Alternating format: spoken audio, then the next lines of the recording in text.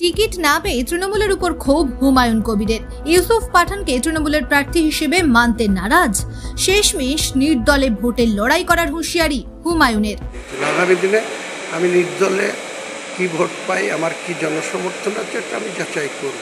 তৃণমূল যদি ভেবে থাকে যে আমাদেরকে দিয়ে যা খুশি তাই করানো যাবে, এটা যাবে না। সুতরাং হুমায়ুন কবির যেটা বলতে চাইছেন, উনিও বহিরাগত, তাকে নিয়ে গিয়ে সুদূর সেই সালারে এবং ভরতপুরে প্রার্থী করা হয়েছিল। লোকসভা নির্বাচনের প্রার্থী তালিকা ঘোষণা হতেই প্রত্যাশা মতো তৃণমূলের অন্দরে শুরু হয়েছে দ্রোহকাল। টিকিট না পেয়ে দলীয় নেতৃত্বের বিরুদ্ধে মুখ খুলেছেন একের পর এক তৃণমূল নেতা। এবার সেই তালিকায় যোগ হলো ভরতপুরের বিধায়ক হুমায়ুন কবিরের নাম। এমনিতেই ঠোঁট কাঁটা বলে পরিচিত হুমায়ুন সাহেবের স্পষ্ট হুঁশিয়ারি, বহরমপুরে ইউসুফ পাঠানকে প্রার্থী মানবেন না তিনি, তার বিরুদ্ধে ভোট করাবেন। এমনকি দরকার হলে নিজের দল তৈরি করে তার টিকিটে বহরমপুরে ভোটে লড়বেন তিনি। মানুষের প্রাথমিক চাহিদাটাকে আমরা গুরুত্ব দিই। মানুষ আমাদেরকে বলছে যে এই ধরনের প্রার্থীকে ভোট দেব না, তাদের মতামতকে গুরুত্ব দেব। তারপরে তৃণমূলের তো রাজ্য নেতৃত্ব, সর্বময় নেতৃত্ব, তার তো সব সুপ্রিম পাওয়ার। এই প্রার্থী যেমন ডিক্লেয়ার করে দিয়েছেন, কারোর সঙ্গে আলোচনার প্রয়োজন মনে করেন, কথা বলে না, সেটা তেনাদের তো পাওয়ার আছে, আমাকে সাসপেন্ড করে দেওয়া, সব কিছু তো তাদের হাতে, করে দিই। ভোটে লড়াই করে দিল্লিতে পাঠাবো ইউসুফ পাঠানকে, বললেন মুর্শিদাবাদের সাংসদ তথা তৃণমূল প্রার্থী। ঠিক আগামী দিনে ইউসুফ পাঠানকে আমরা ভারতবর্ষের প্রতিনিধি করে আমরা এখান থেকে বহরমপুর থেকে পাঠাবো এবং তার হাত ধরে মুর্শিদাবাদ, শুধু বহরমপুর শহরের বহরমপুর লোকসভা কেন্দ্র নয়, মুর্শিদাবাদ জেলার সার্বিক উন্নয়নে তার ভূমিকা নিশ্চয়ই কার্যকারী হবে। হুমায়ুন কবিরকে যেদিন প্রার্থী দিয়েছিল সেদিন নিশ্চয়ই ভরতপুরের মানুষকে সব ডেকে হুমায়ুন কবিরকে প্রার্থী করেনি।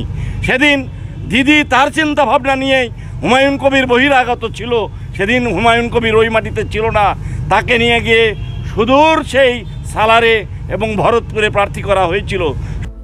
যদিও হুমায়ুন কবিরের এই বিদ্রোহী বক্তব্যকে কটাক্ষ করে তাকে সমর্থন জানাচ্ছে বিজেপি। এই বিষয়ে বিজেপির জেলা সম্পাদক বিনীতা রায় তৃণমূলের দুর্নীতিকে টেনে বলেন যে তৃণমূল নাকি বাংলার ছেলে পায়নি প্রার্থী করার জন্য, তাই ভাড়া করে বাইরে থেকে প্রার্থী আনতে হচ্ছে।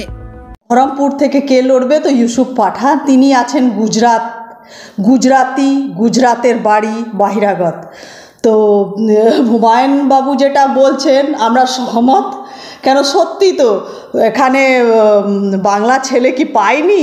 ব্যাপারটা হয়েছে কি, এত দুর্নীতি হয়েছে, এত দুর্নীতি, তারা এক একজন নেতা মন্ত্রী জেলে আছে, হয়তো তাই জন্য বাইরে থেকে ভাড়া নিয়ে আনতে হচ্ছে, এখানে দাঁড় করাতে হচ্ছে বহরমপুর থেকে।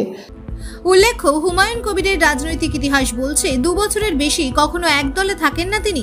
কংগ্রেস দিয়ে রাজনৈতিক জীবন শুরু করে তৃণমূলে যোগদান করেন তিনি।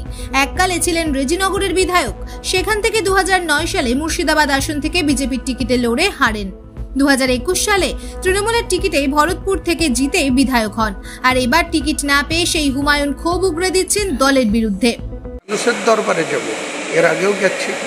2016-তে আমার সঙ্গে এই ধরনের করা হয়েছিল ওই শুভেন্দু অধিকারী এবং তখনকার তৃণমূলের জেলা সভাপতি মান্নান হোসেন, এই সৌমিক হোসেন যে রানীনগরের MLA, এরা তখন আমার সঙ্গে এই ধরনের অভদ্রতা বা দাম্ভিকতা দেখিয়েছিল, তার যোগ্য জবাব আমি দিয়েছিলাম।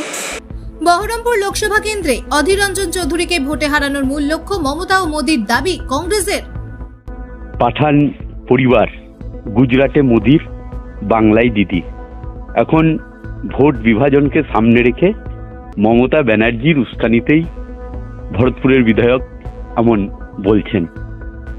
তার কারণ, ভোট ভাগাভাগি করে অধীর চৌধুরীকে হারানোটাই মোদি মমতার এখন মূল লক্ষ্য।